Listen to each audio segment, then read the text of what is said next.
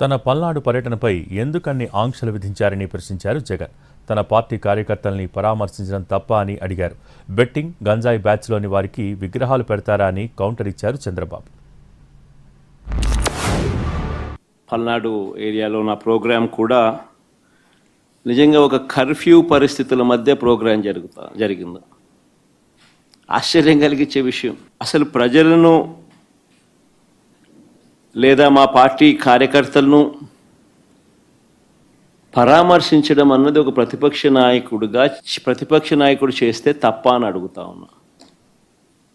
చంద్రబాబు నాయుడు గారిని సూటిగా ఈ ప్రశ్న అడుగుతా ఉన్నా, ఎందుకు ఇన్ని ఆంక్షలు పెట్టాలి? జై బ్యాచ్కి, బెట్టింగ్ బ్యాచ్కి, రౌడీలకి, హత్యలు చేసే వాళ్ళకి, అత్యాచారాలు చేసే వాళ్ళకి విగ్రహాలు పెడతారు. చరిత్రలో కూడా మీరు చూస్తే రాజకీయాలు మారిన తర్వాత ఇప్పుడు కొత్త బ్యాచ్ కొత్త విధానాలు తీసుకొస్తున్నారు.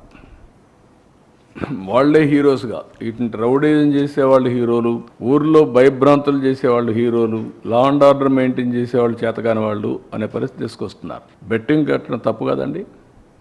గంజాయి రాష్ట్రంలో ఎట్టుందండి ఒకప్పుడు.